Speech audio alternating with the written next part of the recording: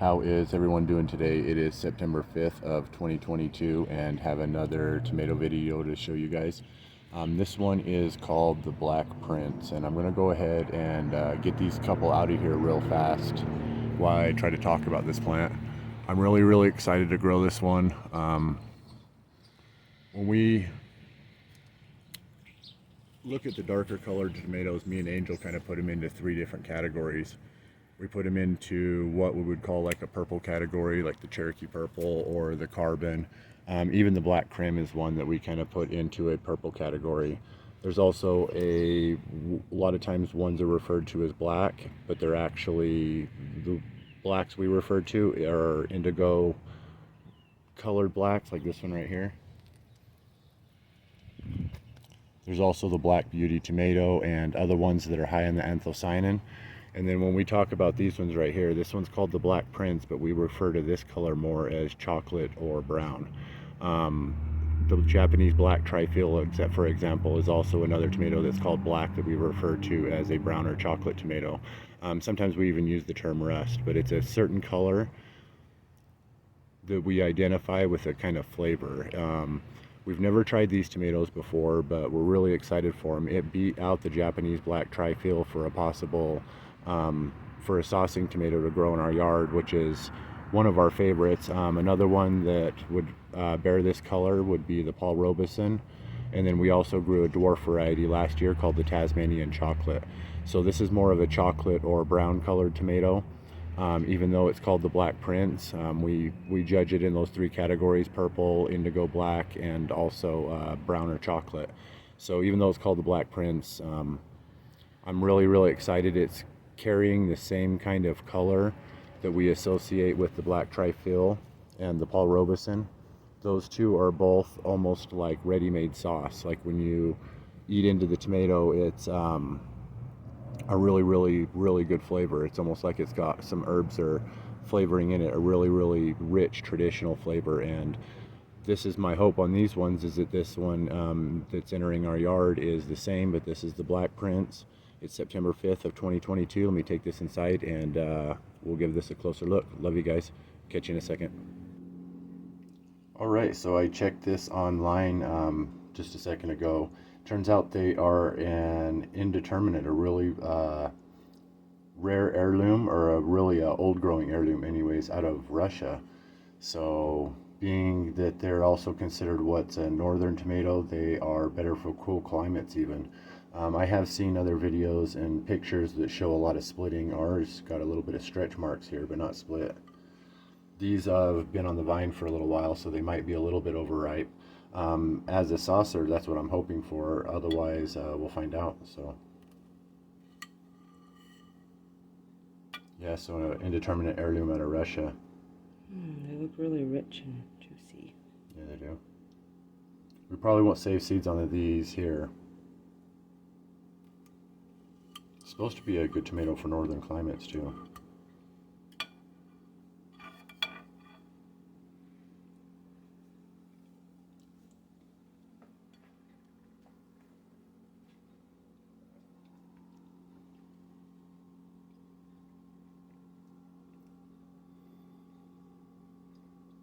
That is really rich. It's really good.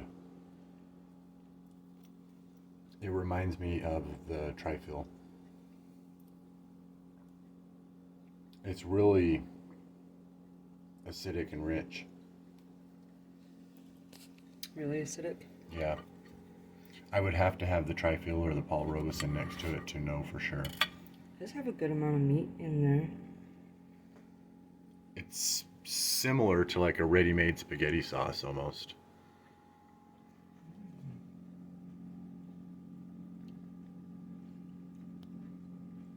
I couldn't see me using this as a snacking tomato.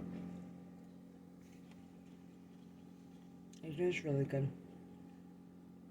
I can taste this acids in it. I mean, it's not as acidic as like a regular red tomato, so that it's dumbed down on the acids there. But it does remind me of the black trifil flavor. I think it would be good as a sauce tomato. I wouldn't mind just snacking on it too. I feel like it's so potent if I was to snack on it too much. Yeah. Too much, it might burn the stomach a little bit if you snack on too many of them, but When I was talking about the different colors of tomatoes, like the purples being the Cherokee purple and the black Krim, I would put in the same category, even though it's called black Krim.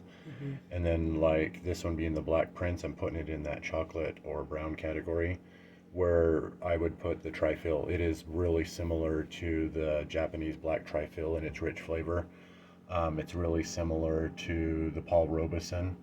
It's kind of hard to describe if you've never had a chocolate or brown tomato like this before, because it's almost like it's somewhat of a ready-made sauce. To some degree, I could see myself using just the tomato to make a sauce that would be almost the same as, you know what I mean, sauce that had the herbs and everything else added to it that you would use for spaghetti. It's a rich flavor in that degree. it does have a little bit of a smoky flavor to it as well. Yeah, I feel like the Paul Robeson has about as much smoky flavor, whereas in the Trifil has a little bit more rich flavor. Like a herbal flavor. Yeah, this is the Black Prince tomato. Man, this is really good. If we don't get more of these to pull seeds off of coming up, what we'll end up doing is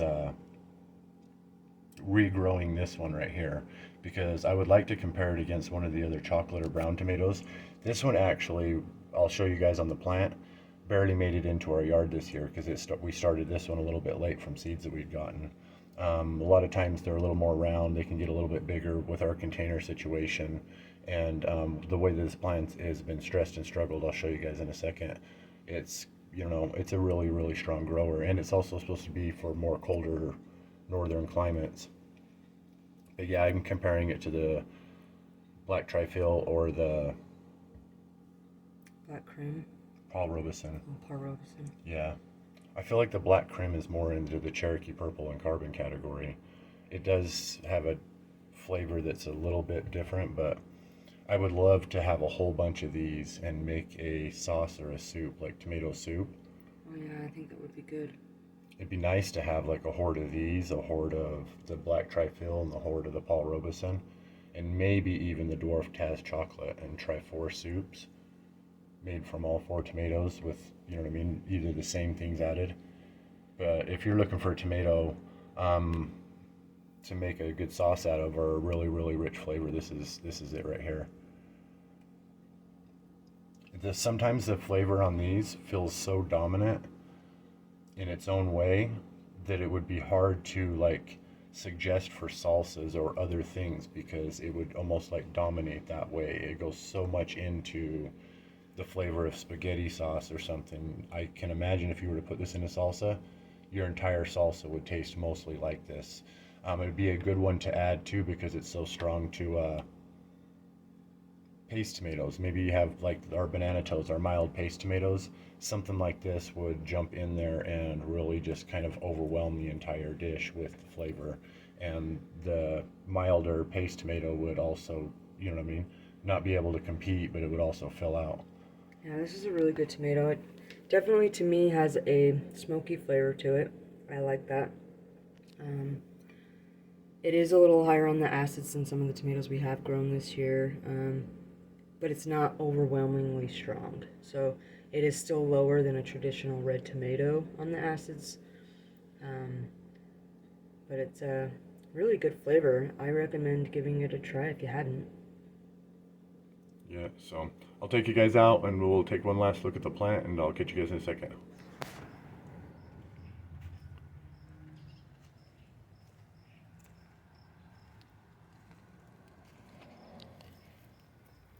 All right, September 5th of 2022. This is the one plant that made it to our yard of this one right here. Those are all black cherry. We shouldn't have put 2 black cherry right here because it is just overcompassing. These 2 right here both had a big struggle. One is the Wagner Blue Green and one is the Black Prince. So far the Wagner Blue Green has a couple small ones in there on it, but nothing really major, so that one might be a wash in our yard this year. But this one right here has been able to fight out into this open spot So we got a couple more here, here, back in there. I'm pretty excited that we'll get some more on this to be able to save seeds and get more. But if you haven't grown this one before and you are interested in that sort of tomato flavor, it's a really, really rich flavor.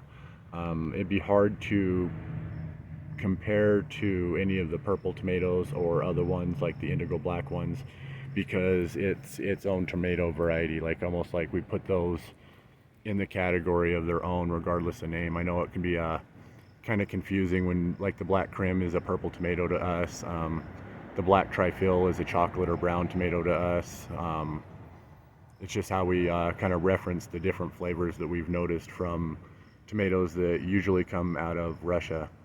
So this one is an heirloom. From what I understand, it's a really, really old heirloom. It might predate a lot of the other chocolate or black types that are coming from the same area, but the plant grew really strong. From what I've seen online, almost anybody that has grown this has done a better job than us. So if you're interested in more information on it, there's quite a bit online. It's got a really, really deep, rich, smoky, almost ready-made sauce flavor to it, and really, really excellent tomato. I can still taste the tomato right now